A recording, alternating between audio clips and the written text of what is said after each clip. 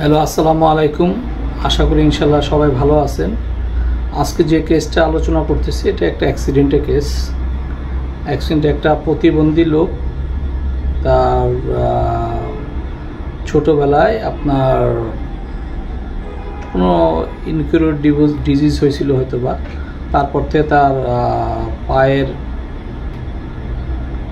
বাম ডান পাশের পায়ের নিচে এবং হাতে পুরো প্যারালাইসিস, কোনো অনুভূতি খুবই কম, যা বলতে গেলে 10 থেকে 20 বা 30% এতটুকু, এছাড়া কিছু না। তো লোকটা ছোটোখাটো ব্যবসা বাণিজ্য করে। তো ছোটোখাটো ব্যবসা বাণিজ্য করার মধ্যে লোকটা রমজানের লাস্ট 18 রোজার দিন ওর দোকানে কিছু মাল কিনতে এক জায়গায় গিয়েছিল। তো আসার পথে মাল, যেহেতু সে রমজানের লাস্ট 10 দিন এতে কাপে বসে, সেই জন্য বেশি করে মাল কিনে আনছে। তো মাল কিনে আসার সময় সে যে মাল নিয়ে বসছে তার পাটা রিক্সার বাইরে ছিল, অটো রিক্সার বাইরে ছিল। তো পাটা যেহেতু সেন্স 30% 20% মাত্র, সেহেতু পাটা কোথায় ছিল এরকমভাবে সে সেন্সটা বুঝে উঠতে পারেনি। তো বুঝে উঠতে না পারার কারণে, পাটা বাইরে থাকার কারণে পাটাকে অন্য আরেকটা অটো রিক্সা মেরে দেয় এবং সে এতে যে পাটাতে অনুভূতি কম, সে পাতা দুই জায়গা ব্যথা, একটা হলো কনুইতে ব্যথা পায়, কনুইতে যে আমাদের হাড় আছে হাড়ে ব্যথা পায়, প্লাস হাঁটুর নিচে এখানে ব্যথা পায় অন্য একটা অটো রিক্সা না, কারণ পা বাইরে থেকে তো বাড়ি খায়, বাড়ির কারণে খুব ভয়ানক ব্যথা পায়। তো 18 রমজান চলে, তখন সে ব্যথা পাওয়ার পর 4টা অ্যান্টিবায়োটিক খেয়ে সে এতে কাপে চলে আসে। এই কেসটা আমি এতে কাপে দেখি। তো সেখানে আসার পরে আমাকে এতে কাপে থাকা অবস্থায় প্রায় আপনার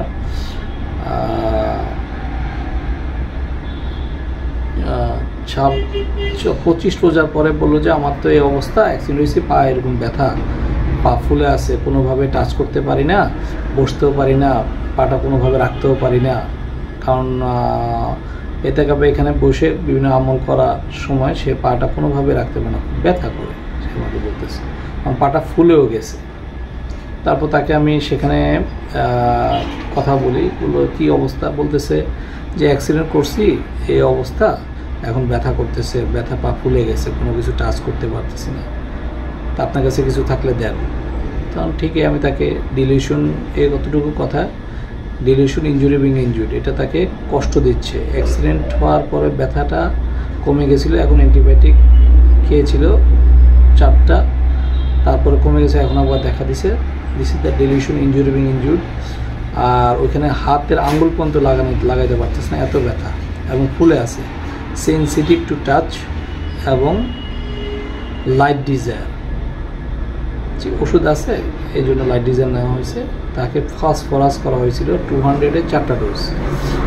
তো ওইটা করার পর তার ফুলাটা কমে যায় এবং সে ঈদের 2 দিন পরে আমার সাথে আবার সাক্ষাৎ করে। তার ব্যথাটা, ঘাগুলিও শুকিয়ে গেছে, তার ডায়াবেটিস আছে, আবার ডায়াবেটিসের জন্য সে কিছু মেডিসিন খায়, এই জন্য সে ভয় ছিল যে ডায়াবেটিসের কারণে ঘা শুকাইতে সময় লাগে কিনা। এবং সে আমাকে আরেকটা জিনিস বলছিল যে তার কোনো ঘা হলে শুকানোর পরে কালো হয়ে যায়। তো ফসফরাস খাওয়ার পরে তার ঘাগুলি শুকিয়ে গেছে, ব্যথাগুলি নাই, কিন্তু আমার কাছে যেদিন আসছে তার পাটা একটু ফুলা, কিন্তু ব্যথা নাই। তখন আমি বললাম যে আপনি কি বসে কাজ করতে, পা ঝুলে রাখে কাজ করতে? হ্যাঁ, আমি একটু পা ঝুলে রাখে কাজ করতেছি, এই কারণে আমি গেছি, এই কারণে ব্যথা ফুলে আছে, ঠিক হয়ে যাবে। ব্যথা যেহেতু কমে গেছে, কিন্তু তাকে আমি যখন ওষুধ দিই তখন ফুলা কমে যায়, ব্যথা থাকে, তারপর ব্যথা কমে গেছে, এখন ফুলা আছে, আমি বলছি এটাও চলে যাবে, সমস্যা নাই। তো আসলে আমরা এই ধরনের ইনজুরি কেসে বেশিরভাগই আমরা আর্নিকা ব্যবহার করে থাকি। আর্নিকা ছাড়াও আরও সুন্দর সুন্দর মেডিসিন আছে, সেগুলি আমরা যদি দিতে পারি, ওই দিন 1-2 দিনের মধ্যে তার ব্যথাটা এখানে অনেকটাই কমে গেছে। প্রথমে পা প্রচুর ফুলা ছিল, সেটা অনেকটাই কমে গেছে এবং ব্যথাও 2 দিনের মধ্যেই কমে গেছে। আর এখন আমার কাছে ঈদের পরে আসলো, বললো যে এখন কোনো ব্যথাই নাই, পাটা একটু ফুলে আছে। তো আমি বললাম যে পা ঝুলানি কাজ করতে, হ্যাঁ আমি দোকানে বসে তো পা ঝুলে রাখি, ওইটা ঠিক হয়ে যাবে, ভয় পাওয়ার কিছু নেই, এমনি চলে। ব্যথা যেহেতু নাই, পা ফুলও আগে কমে গেছিলো, এখন আছে, এটাও চলে যাবে ভিতরে ভিতরে সব। আর ঘাগুলি শুকায় গেছে এবং কালো দাগ হয়ে যেত, কালো দাগ নেই, সব ঘাগুলি শুকায় গেছে, টেনে গেছে। কারণ 2-3 জায়গায় তার বড় বড় ব্যথা পাইছে, যেহেতু কবজি এবং হাঁটুর এখানে ছিলে বড় একটা ইনফেকশন হয় না, বড় একটা হয়েছিল, সেই জায়গাগুলিতে ব্যথা ছিল এবং ঘা শুকাচ্ছিল খুব ধীর গতিতে। তা আমার ওষুধ খাওয়ার পরে আল্লাহ চাইতো খুব দ্রুতই যে ঘাগুলিও শুকায় গেছে এবং ব্যথা নাই। তো আমরা আর্নিকা ছাড়া আরও বেশি অনেক মেডিসিন আমরা চিন্তা করতে পারি। পেশেন্ট আসলে প্রেজেন্ট কী বলতেছে ওই জায়গাটা আমরা খেয়াল রাখবো, তাহলেই আমরা কেস সলভ করা সহজ হবে। সবাইকে ধন্যবাদ। আসসালামু আলাইকুম।